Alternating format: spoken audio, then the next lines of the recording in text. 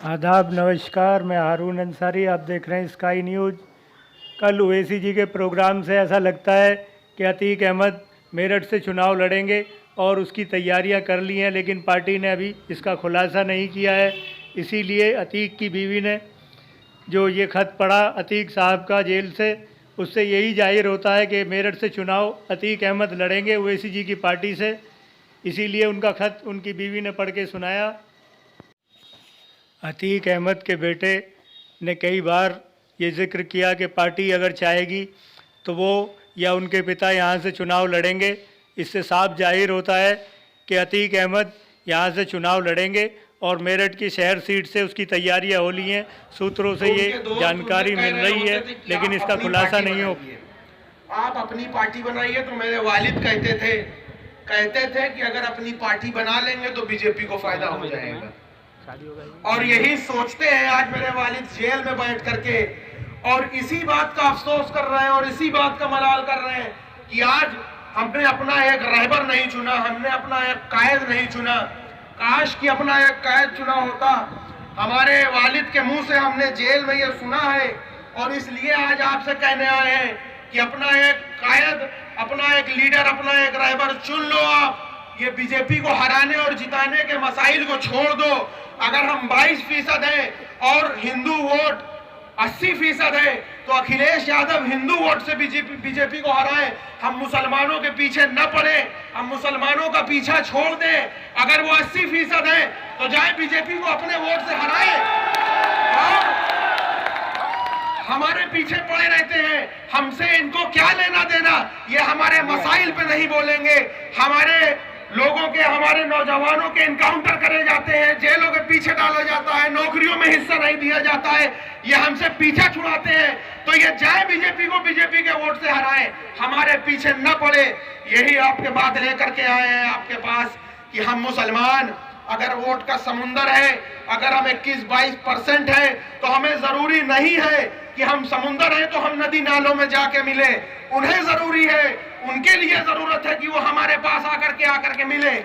जब 150, 150, 200 सीट मुसलमानों की होगी, जब ओवैसी साहब की क़यादत में मुसलमानों की हिस्सेदारी होगी, जब मुसलमान सरकारें बनाने बिगाड़ने में दखल देगा, तो सरकार की कंडीशन होगी, हमारे नौजवानों की, हमारे नस्लों की नौकरियों की कंडीशन होगी। हम नौजवानों को IAS, IPS, डॉक्टर, इंजीनियर बनाने की कंडीशन होगी। ये बीजेपी को हराने जिताने की बात नहीं है। ये मुसलमानों, हम लोगों के मसाइल को और आने वाली नस्लों को उनका हक हिस्सा दिलाने की बात है। तो आपसे गुजारिश करना है कि आप अपना अमीर चुनिए। और सबसे जरूरी बात, ये जो हमारे ऊपर जो खतरा है, ये खतरा न बीजेपी की वजह से है, न किसी और के वजह से है। ये खतरा हमारे अपने आप के खुद के वजह से है। जब कुरान के फरमान से जब हम हटते हैं तो मुसलमानों को ये सामना करना पड़ता है। अल्लाह ताला ने कुरान में फरमाया है कि अगर सफर में निकले हो तो अपना एक अमीर चुन लो। अगर सफर में निकले हो तो अपना एक अमीर चुन लो। और आज जो इतना लंबा सफर हम करके आए हैं बिना अमीर के, हमने अपना सियासी अमीर कभी नहीं चुना। हमको आपको अपना एक सियासी अमीर चुनना पड़ेगा।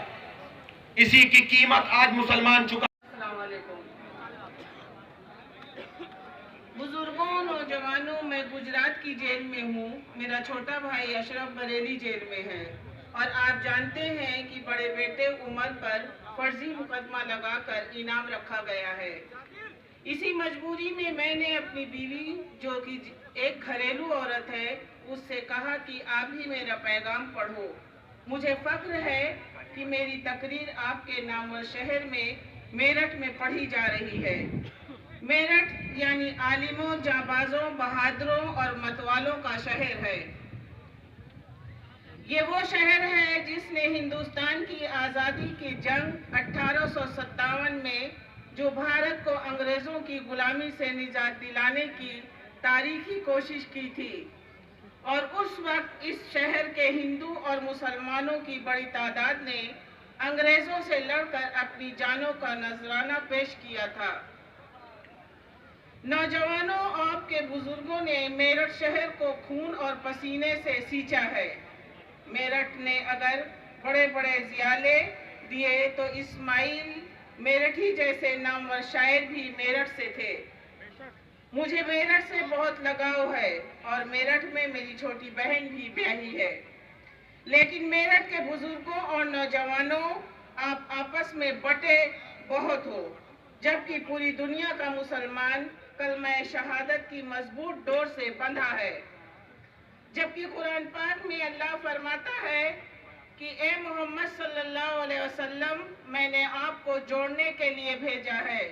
और अल्लामा इकबाल ने भी कहा, तुम में फिरकाबंदी है और कई जाते हैं, क्या जमाने में पनपने की यही बातें हैं।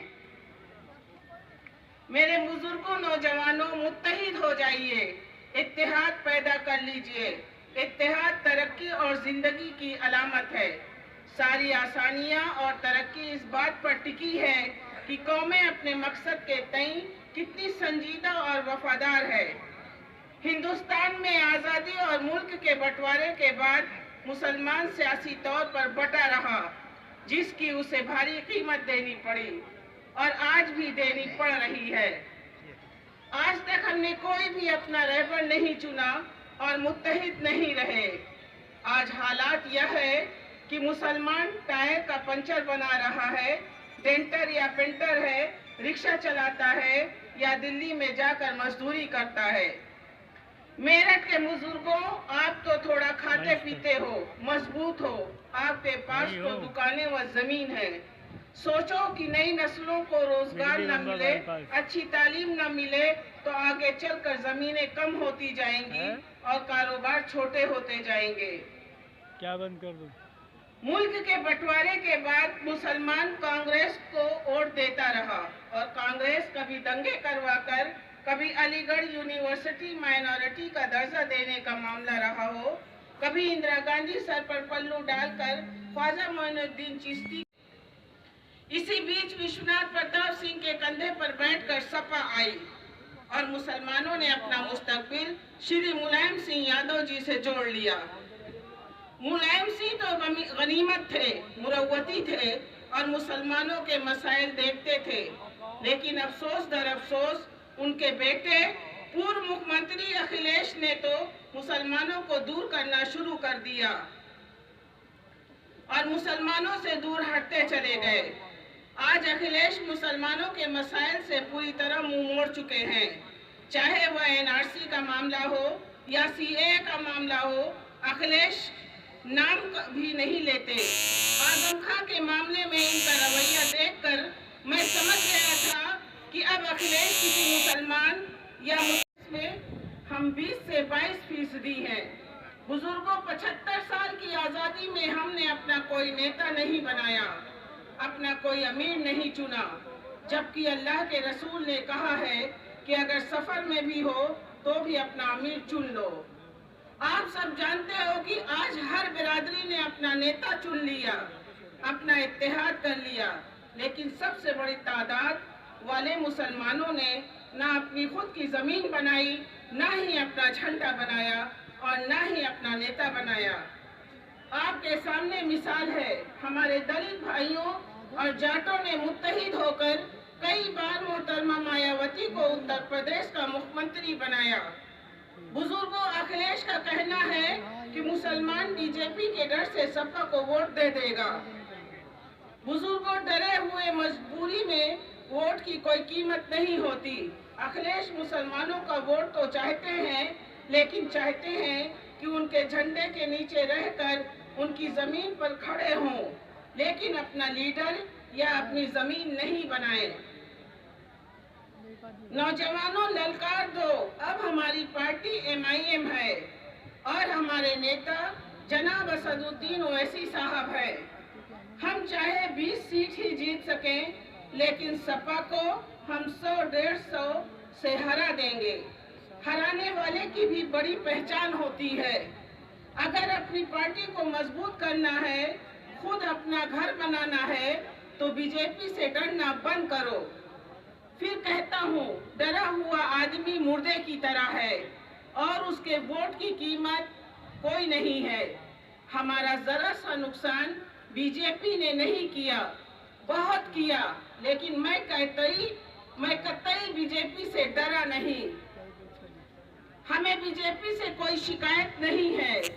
शिकायत उससे होती है जिससे कोई उम्मीद होती है। हमें वो दिन याद है जब मुसलमानों तुम्हारा स्थान कब्रिस्तान है, जबकि इतिहास गवाह है कि हमारे बुजुर्ग बंटवारे के टाइम पाकिस्तान नहीं गए और अपना मुल्क पसंद किया। इतिहास गवाह है कि आज़ादी की लड़ाई में हमारे बहुत सारे उलेमा शहीद हुए।